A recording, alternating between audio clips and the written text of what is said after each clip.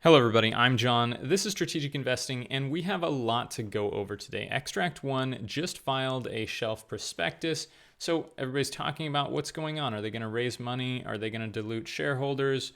Why are they doing this? And also there is some interesting information, actually some forecasts from Xtract One in the shelf prospectus as far as what they expect over the next year or so. So first of all, let me just touch on, why are they doing this? Do they expect to raise money? I don't think so. One, because they basically kind of said so in the press release. And the guidance that they're giving, the forecasts that they're giving, also basically back up the fact that they don't really think they're going to have to. Now, it looks like maybe they're going to get close. So I think what they're just doing here is being proactive.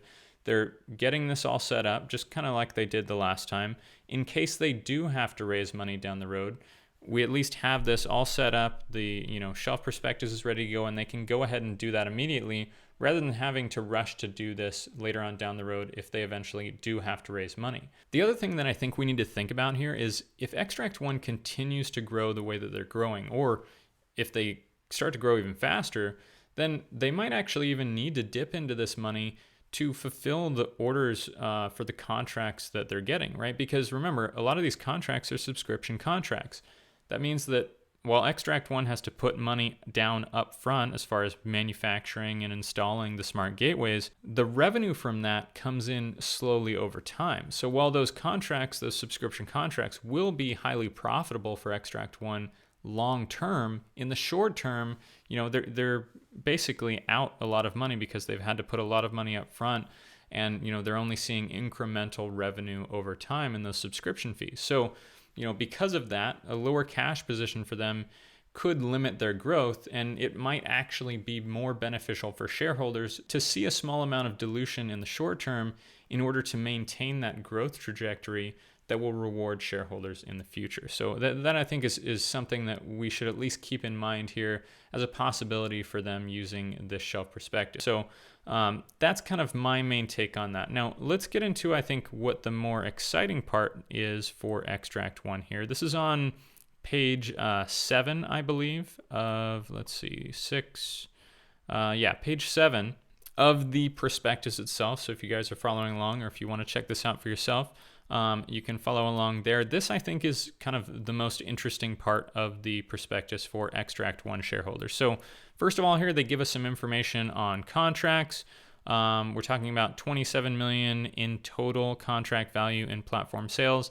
That's, I think, from the inception, from the beginning of selling. That's the total that they've accrued in sales. Down here is where we get the guidance, the forecasts for the next basically 12 months, right? December 1st, 2023 to November 30th, 2024.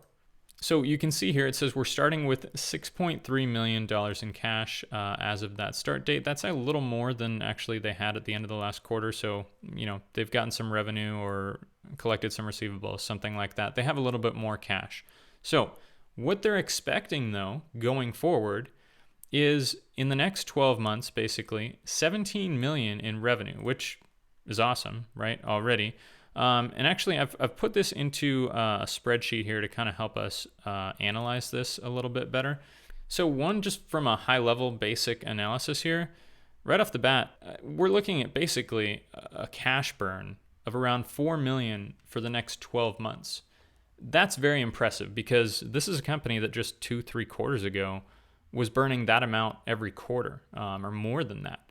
And so to have this, what Peter and the management team and the whole Xtract One team have done over the past, year and a half is really just been amazing. And we're seeing the results here in what they're forecasting. And the fact that they are forecasting, tells us they have a lot of confidence here in these numbers.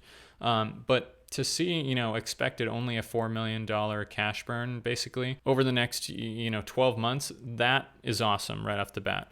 And so to get a little bit deeper into these numbers here, 17 million in revenue and cost of revenue is 6.2 million. That means we're looking at about a 63% gross margin. Definitely not as good as what we saw in the last quarter, 67%. So this is a little bit of a negative here.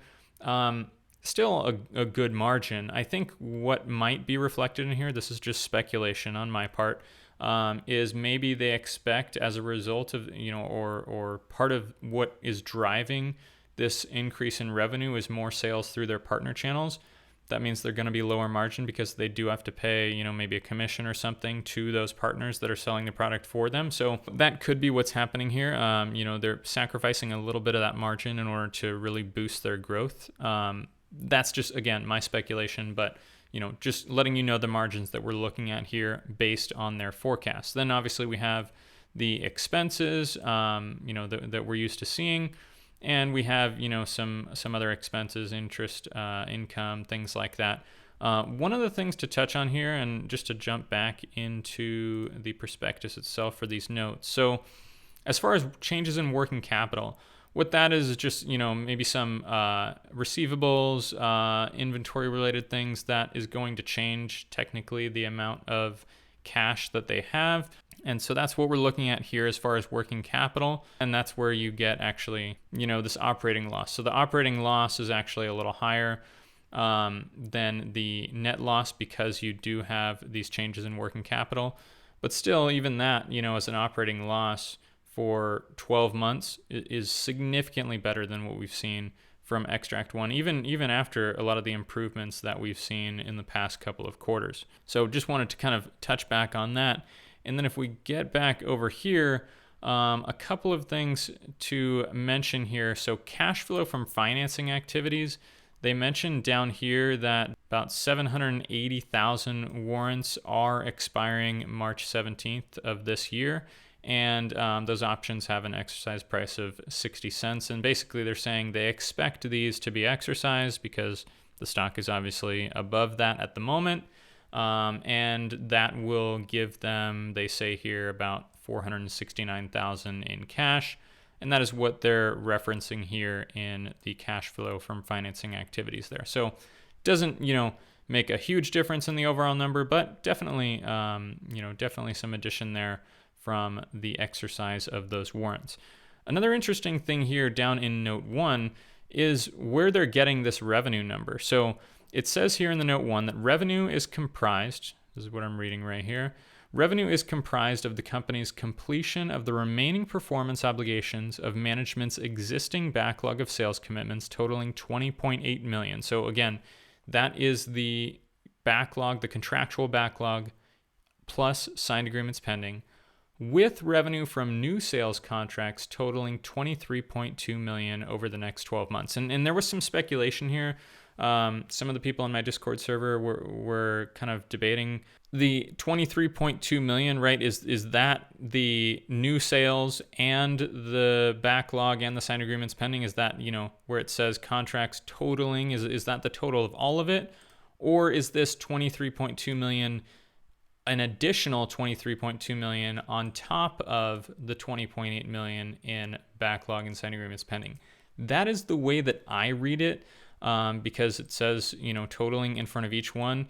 And also more importantly, because to me, the math just doesn't work out to get 17 million in revenue if this is the total number. We only have, I think in the next 12 months, they expect of the current backlog, which is close to 10 million, they only have maybe 3.5 million that they expect to recognize.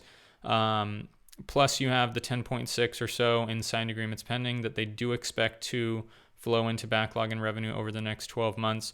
That would basically all have to be upfront contracts. And then again, if you're assuming that this 23.2 million is the total, that means that there's another like 2.8 million or so of that in additional contract. All of that would have to be upfront contracts, and that doesn't even really get you there. So I think the more likely scenario, the way that we should be reading this is 20.8 million in signed agreements pending and contractual backlog, with revenue from new sales contracts an additional 23.2 million over the next 12 months. So again, sorry for the long explanation, but that is kind of the way that I'm looking at it. Overall here though, I think we have a very low likelihood that we're going to see a lot or any dilution from this shelf prospectus. I think they're being just proactive with this, and maybe we do see a little bit just for them to continue that growth trajectory.